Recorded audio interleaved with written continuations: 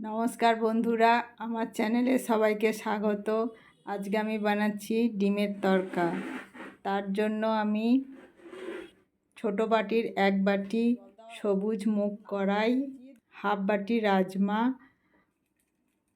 আর 2 চামচ মতো ছোলার ডাল ভালো করে জলে ধুয়ে 8 ঘন্টা মতো ভিজিয়ে রেখেছি। তারপর কুকারে 3 রকম ডাল,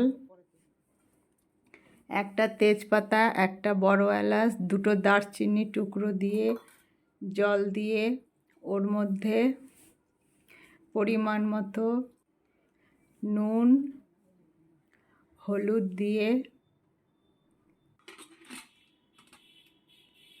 ভালো করে সিদ্ধ করে নিলাম। প্রথমে জোরে একটা সিটি দিলাম, তারপরে গ্যাস সিম করে 5 মিনিট মতো রেখে দিলাম। তারপরে এদিকে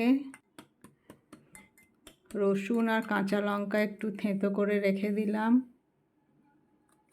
পেঁয়াজ, টমেটো ছোট ছোট টুকরো করে কেটে নিলাম। একটা বাটিতে 2টো ডিম দিয়ে অল্প নুন দিয়ে ভালো করে ফেটিয়ে রাখলাম।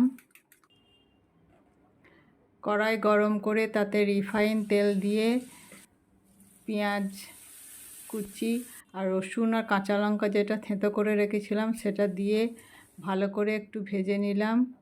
এদিকে একটা বাটিতে আদা রসুন বাটা, লঙ্কা গুঁড়ো, হলুদ গুঁড়ো, জিরে গুঁড়ো, ধনে গুঁড়ো সব কিছু দিয়ে ওর মধ্যে একটু জল দিয়ে পেঁয়াজ ভাজা হয়ে গেলে মশলাটা ওর মধ্যে দিয়ে দিলাম। টমেটো কুচি দিলাম,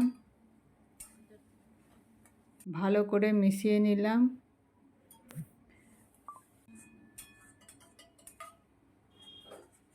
ভালো করে মেশানোর পর যখন মশলা থেকে তেল ছেড়ে গেল তখন ওর মধ্যে ফেটানো ডিমটা দিয়ে ভালো করে নেড়ে চেড়ে কিছুক্ষণ ধরে ভাজতে হবে, নাহলে আঁশটে গন্ধ বেরোবে। ভালো করে ভাজা হয়ে যাওয়ার পর সেদ্ধ ডালটা ওর মধ্যে ঢেলে দিলাম। ভালো করে মিশিয়ে নিয়ে ওর মধ্যে আগেই নুন দিয়েছিলাম তাই আর দিলাম না। পরিমাণ মতো একটু চিনি আর অল্প একটু জল দিয়ে 5 মিনিট মতো ফুটিয়ে নিলাম। লাস্টে 1 চামচ বাটার ওর মধ্যে দিয়ে একটু নেড়ে চেড়ে তারপরে তৈরি হয়ে গেল আমার এগ তড়কা। এটা রুটির সাথে খেতে খুবই ভালো লাগে। আজ এখানেই শেষ করছি। সবাই ভালো থাকবেন। Bye bye.